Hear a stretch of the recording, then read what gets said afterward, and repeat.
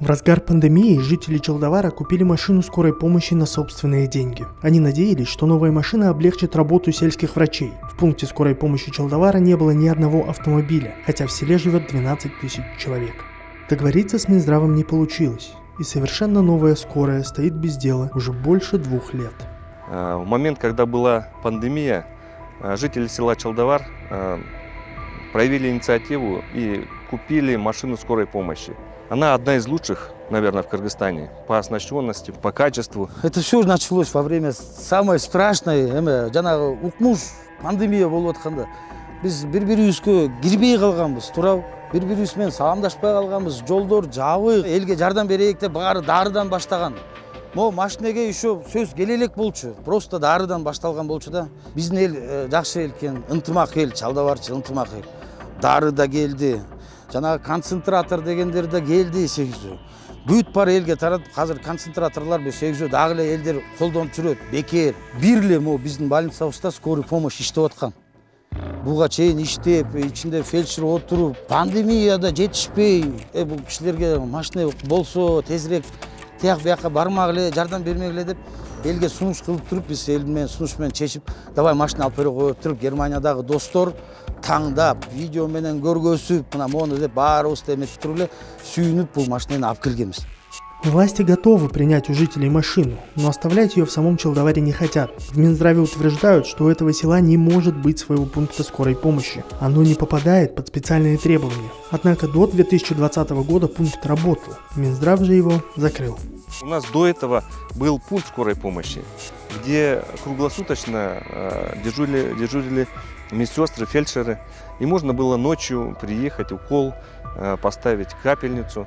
Тигинеке биздин эски бурун болгон гаражыбыз турат. Скорый помощь бу жерде иштеген болгон да. Биз ушул үчүн адамдар иштекесин аябай, кичинекей 5-класстагы бала да 500 сомун алып келип берип, мен копилкаман ачтым. Мен скорый помощь алып алгачы, силер скорый помощь алат экенсиңер деп туруп, мына биз бейке ушул үчүн алып келгенбиз, потому что бу жерде болбосо бул скорый, же могу гараж жок болсо, же скорый фельдшерлер отурбаса, биз аны может быть даже ойломок эмеспиз, дары сары менен бүтүрүп анан кийин коюп ушул фельдшерлер иштеп аткандан кийин машина алып берип коелучу деле ой менен алып бердик. Мы хотели, конечно, в селе Чалдавар, но эту машину жители не хотели ее куда-то отдавать, что может она вообще уедет, и мы ее не увидим. И может из-за этого у нас закрыли пункт скорой помощи. Ошол жерге 15 мүнөттө барып калат машина. Ал жерге специально өзүнчө скорыйдын кереги жок. Ал жака барбаса, биякта башка вызовдор абсурд берет. Ой, беребизби, биз силерди эме кылган жокпуз да, абсурд эзилеп атабыз да, аны деле өзүбүздүн машина менен. Сразу биз алып келгенден кийин дагы 1 ай, 2 айдай пункт иштеп атты. Министерствого чейин бардым. Фельдшерский скорый пункт стоит, а машину нет. Почему мы им не можем подарить этот трибу деп эметсем? Ишенесизби? Bir gün, 2 gün өтпөй эле келип эле жаап салышты.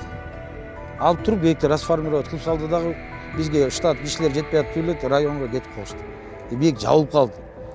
2 года назад, когда мы машину купили, буквально 3 месяца, наверное, прошло, когда мы не отдали ее туда, куда-то далеко. Эмне кылак, мен барып туруп главврачка барып айттым, эмне ушу машина үчүнбү көр, машинени мына тияка да алып иштетикиле десем, жок, биз албайбыз, бизде өзүбүздүн машина мына уже берди, бизге эчтеке кереги жок.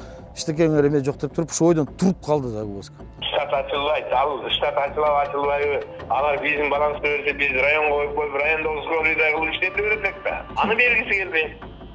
Ушуну жаңы эле бергиси келбейт. Анан эле ар кайсы жака алып кетип эле кел, могу кылбай атсаң, правительственный постановлениеси да бол. Ошого жараша айлык бөлүнөт. Именно фельдшерский скорый помощь болот деп туруп, жасалып, 3 кабинет именно для этого. По проекту построенный так. В проекте написано даже там, что это скорая помощь.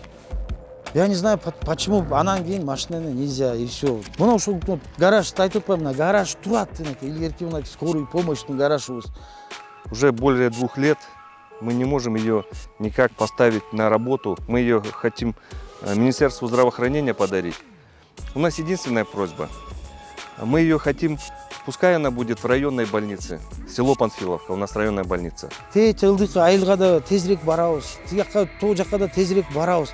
Биз эми бийиктен тезирээк жетебиз, эми бийикте болсо десе деле ни в какую, не знаю, стандарттары бар экен. Силердин айылыңарда 30 000 адам жок деп баштады. Анан бейке штат жетишпейт, для штата тиги бу деп анысын баштады. Мы хотели, чтобы машина спасала людей. Пускай она подчиняется Панфиловской больнице. У нас единственная просьба. Если можно, раз жители села скидывались на эту машину, дети несли деньги. Мы хотели, чтобы она у нас базировалась в нашем селе. А управляли нашей больницей, пускай диспетчера Панфиловской районной больницы. Айдоочуларга бейиктен бизден өзүбүздүн спонсордор деле чыгып атат. Биз айлыгын да төлөп берейик.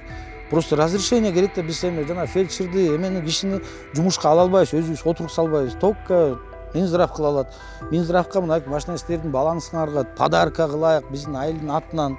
Сизден сураныш бир эле ушу иштеп берсин да, сизге да иштейт, районго да иштейт, бүт жака иштеп берет да, бул бүт жака жетишет. Мындай санавиация райондо жок. Ал Новиковго чейин барышманалар. Ошо Нуржан деген жигит менен мен министрге келгем, ушул ветеринарный министр болчу. Сомстун генеральный эмесине да барганбыз. Анан эми ал жана постановление правительства да, канча население керек, скорый отчетиги ошого жараша акча бөлүнөт да.